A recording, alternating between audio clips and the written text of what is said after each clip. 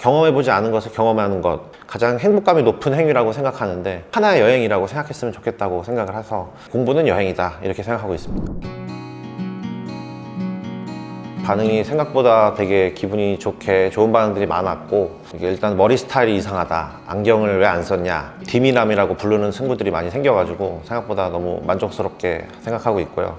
그리고 박사과정 학생을 좀 왜 뺐느냐 이런 질문도 나와가지고 박사과정 생활 얘기도 좀 같이 공유하면 좋을 것 같다라는 생각을 하게 돼서 이렇게 촬영을 하게 됐습니다.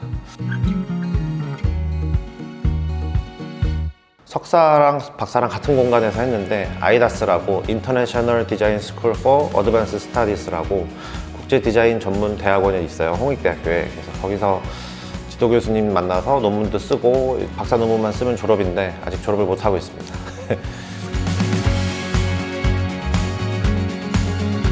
학부 시절에 가장 기억에 남는 수업이 김재호 교수님이라고 개원예대에서 이제 제품 디자인을 가르치는 교수님이 있었는데, 수업 시간이 하나의 전시회를 보는 것 같았어요. 이렇게 아름답고 예쁜 제품, 좋은 이미지들을 이렇게 수업 시간에 천천히 틀어주시는 교수님이 계셨는데, 그 수업이 학부 수업 때는 가장 기억에 남는 수업이고, 석사 박사 때는 가장 기억에 남는 수업이 그 홍익대학교에서 나건 교수님이라고 계시는데, Definition of Learning이라고 해서 정의에 대해서 깊이 있게 연구하고 고찰하는 것이 필요하다 이런 말씀을 하셨는데, 그 수업을 듣고 데피니션이 뭘까, 뭐 본질이 뭘까 이런 거를 계속 고민하는 걸 해보다 보니까 다른 수업도 다르게 보이고, 교수님이 하셨던 말씀을 계속 깊이 있게 반성적 사고를 하게 되고 하다 보니까 그게 제일 기억에 남더라고요. 교수님이 석사 때 저보고 딱 한마디를 하셨어요. 공부는 습관이야 이렇게 한마디 하고 가셨는데, 교수님이 데피니션을 중요하다고 생각하니까 그럼 공부란 무엇이고 습관이란 무엇이지? 막 이런 고민을 하게 되는 거예요. 그래서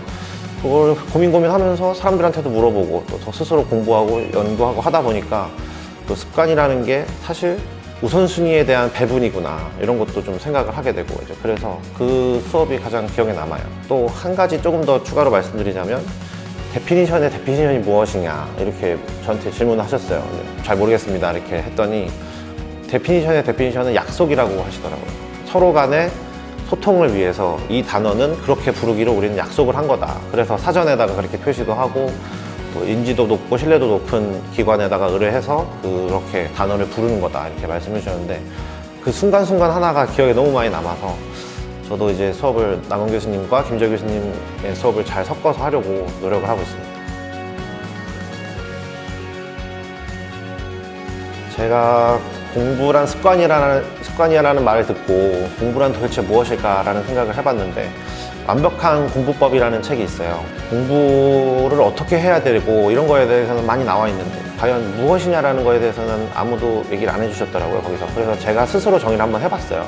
Know what I don't know. 내가 모르는 것을 알려고 노력하는 것, 모르는 것을 배우는 것. 그때 가장 필요한 게 이제 메타인지, 확증 편향 이런 단어들인데, 메타인지가 내가 모르고 있는 걸 아는 것을 메타인지라고 하고, 그리고 확증 편향은 just believe what I already believe. 그러니까 자기가 이미 믿고 있는 것만 믿는 것을 확증 편향이라고 해요.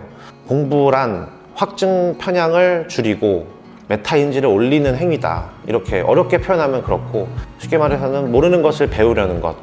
그렇게 생각하고 있어요. 제가 수업 시간에 PPT로 하나 만들었던 것 중에 하나가 공부란 여행이다라는 표현인데, 사실상 공부는 재미있는 거거든요. 우리가 친구들을 만나도 친구를 공부한다고 생각하면 그 친구에 대해서 알게 되고 하는 걸 사실 좋아하잖아요. 그런 것처럼 공부는 사실상 여행과 크게 다르지 않은데, 여행이라는 거는 쉽게 말해서 가보지 않은 곳을 가는 것이라고 생각하거든요. 자기가 경험해보지 않은 것을 경험하는 것, 가장 행복감이 높은 행위라고 생각하는데, 그래서 저는 공부를 하나의 여행이라고 생각했으면 좋겠다고 생각을 해서 그렇게 공부는 여행이다 이렇게 생각하고 있습니다. 무슨 자격증을 따기 위해서 책을 열심히 보는 이런 느낌의 공부가 아니라, 살다 보면은 관심 있는 단어가 발견되고 자기 마음이 따르는 책들이 있어요. 그런 책을 하나하나 읽어보는 거를 가장 추천을 하고, 제가 최근에 즐겁게 읽은 책은 조나단 B 피터슨의 인생의 12가지 법칙이랑, 그다음에 유발 하라리의 21세기를 위한 21가지 재현이라는 책이 있어요. 제가 스스로 즐기면서 읽었던 책이라고 생각해요. 유발 하라리의 그 책에 보면은 21세기를 위한 학생이나 인류를 위해서 어떤 표현이 있냐면, 멘탈 플렉시빌리티, 그러니까 사고의 유연함, 그 다음에 이모셔널 밸런스, 그러니까 감정의 균형. 이게 21세기를 살아가는 인류에게 가장 필요한 두 가지라고 교육 파트에 나와 있거든요. 디자인과가 아니더라도 사고의 유연함, 감정의 균형이 중요하구나 라는 걸 한 번쯤은 생각했으면 좋겠어요.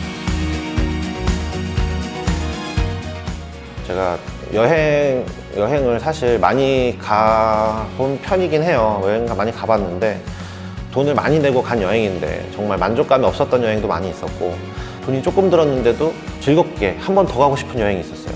어떤 차이가 있는지를 보니까 정말 좋아하는 사람이랑 여행하는 게 가장 행복한 일이더라고요. 제가 좋아하는 아프리카 속담 중에 빨리 가려면 혼자 가라, 멀리 가려면 함께 가라, 빨리 그리고 멀리 가려면 좋아하는 사람과 함께 가라, 이런 말이 있어요. 그래서 영상을 찍는 이유도 이제 앞으로 어떻게 해야 될지에 대해서 고민을 해봐서 내린 결론 중에 하나는 주변 사람들과 함께 멀리 가보는 여행을 인생을 하나의 여행이라고 친다면 같이 여행하는 거를 꿈꿔요. 그래서 제가 아는 지식이나 뭐 철학을 사람들이 많이 공유했으면 좋겠고, 그것도 하나의 이제 즐거운 보람찬 일이고, 인생을 하나의 여행이라고 생각하면서 공부도 하나의 여행이라고 생각하면서 즐기면서 사는 삶을 살았으면 좋겠어요. 내가 이런 일을 하는 사람이다라는 거를 이제 알리고, 저한테 궁금한 게 생겼을 때는 질문할 수 있도록 만드는 게 주 목적이거든요.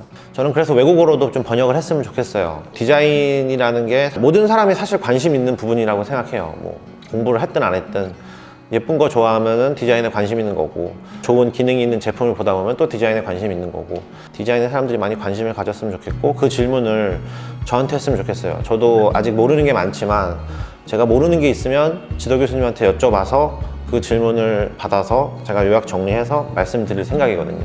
유튜브가 활성화가 사실 되게 힘들겠지만 기록에 남긴다는 건 상당히 가치 있는 일이라고 생각하기 때문에 그렇게 생각하고 있습니다.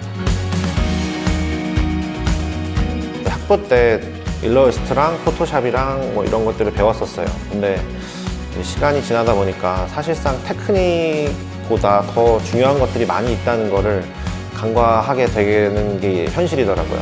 사업하는 사람들이 왜 나한테 이 프로젝트를 맡겼을까, 그리고 기술자랑 협업을 해서 어떻게 이거를 해야 되는가에 대한 이론적인 공부를 하지 않으면 정말 자기가 디자인을 아무리 좋아하더라도 오래 일할 수 없는 경우가 많이 있거든요. 미국은 디자이너로 일을 하는 사람들이 다른 전공자들이 훨씬 많대요. 공대생이 나온 사람들이 디자인 일을 하거나 심리학과 나온 사람들이 디자인을 하거나, 이런 디자인의 민주화라고 표현하거든요. 디자인이 그만큼 진입장벽이 낮은 거기 때문에 사람들이 그만큼 많이 이렇게 오는데, 그 안에서 살아남으려면 단순히 기술만 가지고는 안 된다. 그만큼 이론적인 공부도 많이 하고 상대방을 이해하는 역지사지의 마인드를 가지고 있어야 된다라는 거를 좀 알려주고 싶어요.